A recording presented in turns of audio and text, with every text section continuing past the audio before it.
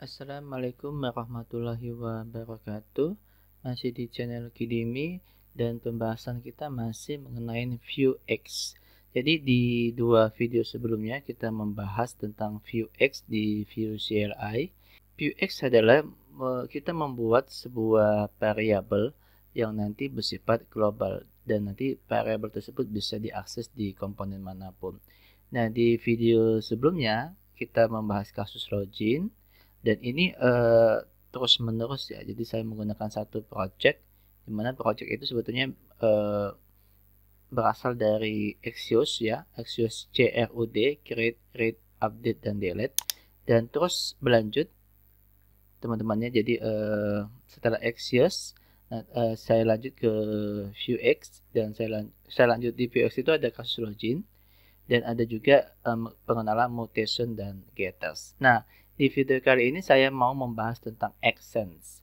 Jadi selain ada getters, ada mutation, kita akan membahas tentang action pada Vuex. Nah, kita coba lihat dulu. Di sini sudah saya siapkan. Jadi sebelumnya kita membahas mutation, di mana mutation itu bersifat sinkronus. Jadi kalau kita menjalankan beberapa mutation, nanti dia sifatnya seperti ini ya teman-teman. Dia saling tunggu mutation satu selesai, lalu bisa menjalankan mutation yang kedua, dan bisa menjalankan mutation yang ketiga. Jadi dia harus menunggu saling bergantian seperti itu ya, karena dia sifatnya sinkronus. Nah, kalau yang action nanti, kenapa kita butuh action? Karena dia bisa berjalan secara paralel ya. Di sini kita lihat nanti action itu bersifat asinkronus. Jadi nanti action 1 berjalan, action 2 berjalan juga, dan action 3 juga bisa berjalan ya, teman-teman bisa dilihat di sini ya.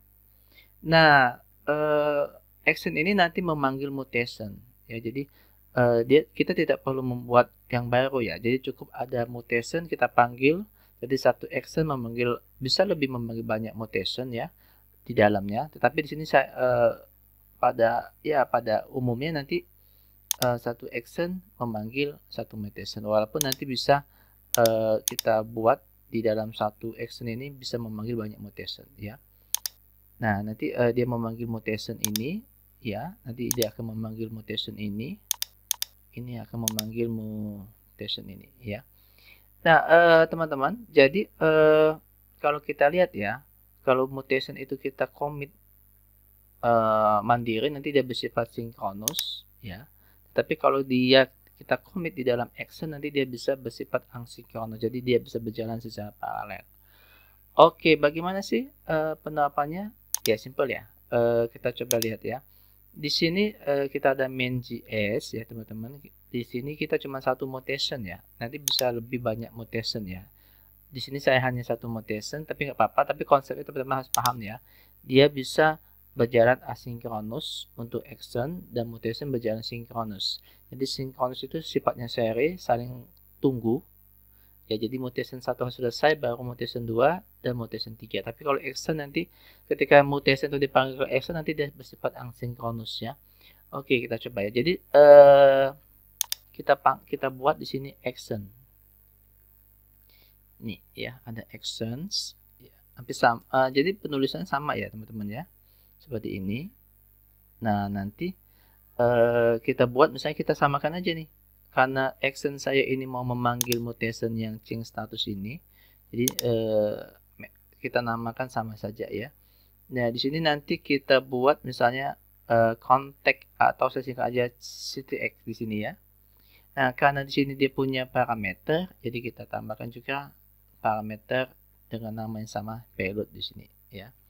Oke, sehingga nanti di sini kita commit ya, gunakan ctx ya, konteks itu ya. Jadi kita commit di dalam actions. Kalau kemarin kan kita commitnya di sini nih, di komponen login ya, kita commit di sini untuk mutationnya ya. Jadi mengubah nilai menjadi true untuk is loginnya. Dan di sini nanti kita commit di sini change statusnya, mengubah nilai is login menjadi false ya. Nah, kalau dengan action nanti commitnya di sini ya. Oke. Ya, commit kita panggil yang ini ya. Oke. dan kita butuh payload ya. Oke, seperti ini ya. Nah, sekarang karena kita menggunakan action agar dia nanti kalau banyak action dia bisa berjalan asinkronus ya. Jadi kita di sini kita tidak commit di sini nih, kita buang aja ya. Nah, jadi ya saya matikan aja ya, jangan dibuang ya. Jadi kita caranya masih gunakan store karena di dalam ini adalah store variabelnya. Jadi store titik dispatch ya, dispatch. Nah, seperti ini ya teman-teman ya. Yang kita panggil adalah actionnya ya. Jadi kalau mutation itu kita panggil pakai commit, kalau ini kita panggil pakai dispatch ya. Nah, seperti ini. Sama ya teman-teman, kita akan buat value-nya. Ya, jadi di sini akan buat jadi true seperti ini. Ya. Ini login ya. Login. Jadi kalau dia username sama passwordnya valid, nanti akan bernilai true. Apa yang bernilai true itu adalah isLogin ya. Karena di sini kita mengubah isLogin ini menjadi true dan false. Kalau dia login menjadi true ya, asalkan username sama passwordnya valid. Sedangkan nanti false itu sedangkan nanti logout itu ada di navbar ya. Nanti di sini teman-teman setelah kita login nanti akan muncul navigation bar itu ya. Kita coba di sini karena kita sudah punya action, jadi kita tidak commitnya di dalam komponen navbar ini. Jadi kita panggil actionnya ya, store seperti tadi. Di sini pakai dispatch ya. Nah ini ya, ini namanya sama nih ya, seperti ini. Oke, kita tambahkan value ya di sini menjadi false ya teman-teman ya. Nah seperti ini ya. Oke, ini value-nya true, di sini value-nya false ya. Nah inilah action ya teman-teman ya. Jadi kenapa kita buat action tidak langsung mutation di dalam komponen tadi ya. Ya tadi, kalau misalnya kita punya banyak mutation, nanti ketika mutation itu dieksekusi, dipanggil ya, nanti mutation itu bersifat sinkronis, dia harus satu persatu diselesaikan. Tetapi kalau mutation yang dipanggil di dalam action, sedangkan action itu nanti bersifat asinkronus, jadi dia bisa berjalan secara paralel. Oke, sekarang kita coba ya, apakah yang kita ubah tadi bisa masih tetap berjalan ya. Kita coba apakah sukses loginnya. Oke, ini mungkin saya refresh saja dulu ya, seperti ini teman-teman ya. Oke, kita masukkan username-nya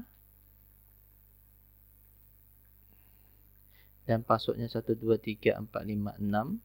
Kita coba login, bisa ke login dengan cara action ini. Kita tunggu ya. Ini harusnya saya buatin ini ya, kayak ada apa ya, ada proses seperti itu ya, yang biasanya seperti melingkar-lingkar seperti itu ya. Ya itu nanti saya akan jelasin di icon dan sebagainya nanti ya, di video-videonya akan datang. Nah di sini kita bisa login ya teman-teman. Jadi dengan action itu juga ternyata bisa mengubah status isLogin itu ya. Jadi kalau kita lihat teman-teman ya, oke, no problem, nggak ada masalah di sini.